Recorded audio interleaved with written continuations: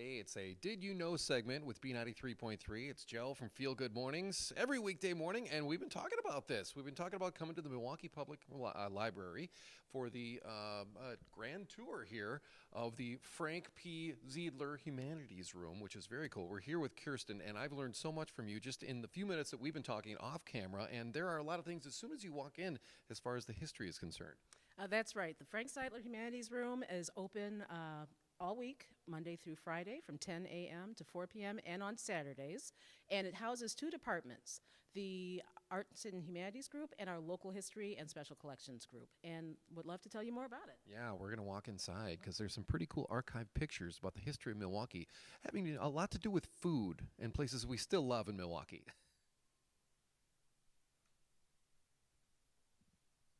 Here it is, the Edmond Fitzgerald model that was actually presented at the time of construction.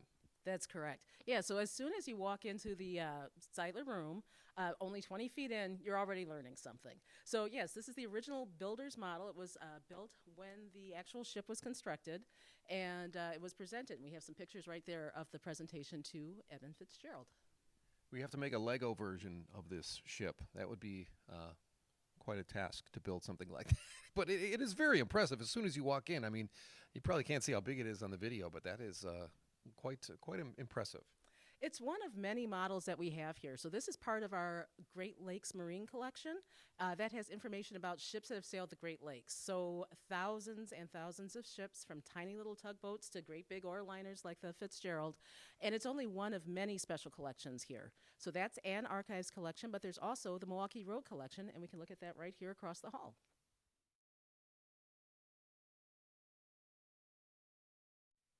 And Kirsten, we have more roads and ways of transportation and more ships that have sailed the Great Lakes behind you here. That's completely right. So many different archives collections, and another notable one is the Milwaukee Road Collection. So the Milwaukee Road ran from the mid-1800s all the way until 1981, and when that company ended its business, they made sure that their archives came here. It's a really great collection because it tells you a whole lot about the development of the country, but people also use it for genealogy reasons because if you're a Milwaukeean, you might have somebody who worked for the Milwaukee Road, and we do even have things like employee records that would help you with your genealogical research. Yeah, so if you have a big family, you can find out where somebody worked, or maybe some family you don't even know existed. That's exactly right. Right here. They're celebrating their 125th birthday here at the Milwaukee County Library this year. So you have a lot of maps here over the course of 125 years, and it's kind of fun to look at some of these old roads and where things lead, and we're finding houses, and over here with the genealogy, man, I was looking at the our sales guy just took our book, but the Milwaukee County City Directory of 1920. I found my family. I found their old addresses, which is really cool. You walk in here, I found it in like a couple of minutes, and there's a lot of really cool archived pictures here that you have really at will. Yeah, would love to talk to you about our historic photo collection. So we have thousands of pictures of Milwaukee history. A lot of it is pre-1960, but some of it is later than that, actually, too. So I pulled out a selection of pictures that I thought you would enjoy seeing. And we've got some really great things. We show Milwaukeeans at work, at businesses that we know, like Miller High Life, or we see people just coming to work at various services like the Milwaukee County Transit System. Look at how they dressed. I'm not sure what year this is. Maybe this is let's see what year. It's about the 50s. Yeah, I'm not certain. But look at how they dressed. I mean, they still dress pretty nice driving buses, but still, it's pretty, and then we got the George Webbs. This was the first George Webbs, 1948. Reminds you of that famous diner picture that we all know from James Dean and Elvis. And so they're eating the burgers in there, still got the two clocks, Yep. the Webbs. So it goes back to 1948. This is This one I love. Mater's Restaurant. You pointed that out. You can see the Mater's sign right here, and yeah, look at how many people are working there. Look at how they dress too. So that's really fun too. And Miller High Life, the Miller High Life sign. Look at the old beer delivery trucks. So you get really lost in here with all these pictures. I mean, you have a lot of them. We have a lot of pictures. Like I said, thousands of pictures. And what's really nice, too, is a lot of it is digitized. So you can go to the library's homepage, mpl.org, and if you click on Special Collections, there's a link for historic photos. Now, not everything has been digitized yet, but our staff that works on that is doing a wonderful job, and they've digitized a lot of scenes that you would recognize from Milwaukee. So things like churches, streets, schools, those have been digitized, and you can find them right on our webpage. You don't even have to come into the library, but please do, because there's way more that you can find if you come in. It's kind of fun to be here and just get lost in everything. And I didn't know that this exists. I'm finding things that I'm getting really excited. This is the Melody Top. So it was like a seasonal circus? Seasonal theater. So they set up this great big tent, and they did plays from spring until like early autumn. And it was on the near north side, if I recall correctly. It was somewhere near 76 and Good Hope Road. Wow, that's impressive. And there's a couple of theaters that I didn't know existed too that, unfortunately got knocked down to make room for different things like the Wisconsin Center, which we love. But there's some beautiful theaters that used to be in its place that we just kind of found out about as well. Right. I don't think it's on the table still, but the Alhambra, it might be over there. Yeah. But also there are some theaters that are still in place. Here's the Blade sign for the Warner, which is now the Symphony Center. Yeah, and that looks pretty awesome. The marquee, I think they refurbished that recently, yeah.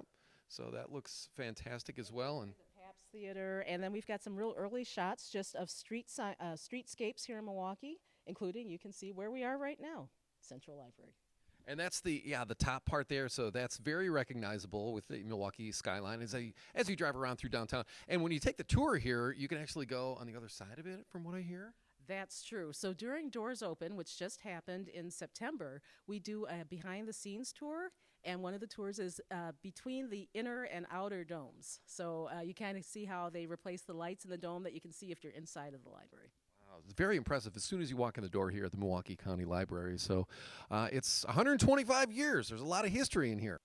And we just found this business book from 1928, which is kind of fun to look at all the different things that did exist and maybe still do exist in Milwaukee and all over the place, as far as it goes from State Street I'm looking at, and some different businesses that advertised on the side. I mean, the prices were so cheap, Kirsten, back then. That's exactly right. It's really fun to look at some of the restaurant listings, like Gilly's ice cream stand. Yes. Might be for a nickel. You could get a steak dinner for like maybe $2. It's pretty amazing. Yeah, I would try a steak dinner for $2 right now. It's fine.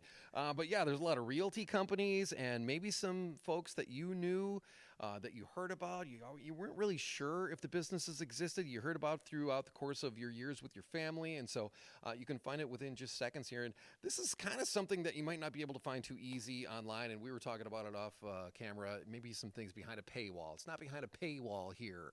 So really fun resources here. That's right. And I really hope that people will think about stopping in for our big 125th anniversary celebration this Saturday. So the original building was built in 1898. That's why it's 125 years. And we're going to have a presentation and tour of the building. So if you come in around 10 o'clock, you can hear about the different additions to the building, some additions in the 1900s and some in 1955. And then you can walk around and have a tour of the building. At between 12 and 12:30, the mayor is going to give a presentation. There will be cake and cookies, so stop in for that. And afterwards, there will be more programming. So it'll be a great day for families and find out about all of these resources.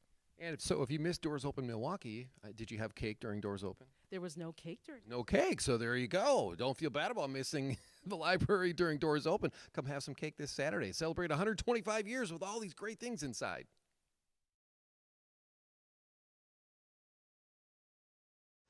Hey, it's Joe. We're here with Dan with the Milwaukee Public Library. Dan, where are we? We are in the business department at the Central Library, and we are standing in front of our historic recipe collection. This is a collection that, as you can see, it's basically a clippings file. And if you don't know what a clipping is, basically from about 1960s through the 80s, librarians would clip the newspaper. And these clippings are all recipes. What did you pull out here, Dan? We got the beef goulash. We pulled out Karl Rasch's, a famous German restaurant in Milwaukee that I think is gone now. But this is their actual Hungarian goulash recipe. So it's not just people, it's businesses. It's businesses too. The newspapers would actually contact the restaurants and say, is it okay? People are asking for this recipe. And it was up to the restaurant. So then our librarians would actually cut apart the newspapers and they would catalog, like this subject is goulash. So then we would have, and then people could call. This was always in our ready reference department, which is a phone service for reference materials that is still active at 414-286-3011.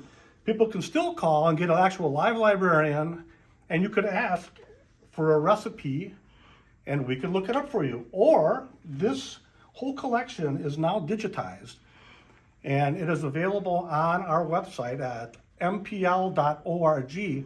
It's under digital collections on our website. So all these little clippings that we have here Look at all. Oh, that was are actually available. We have ice cream. That's right.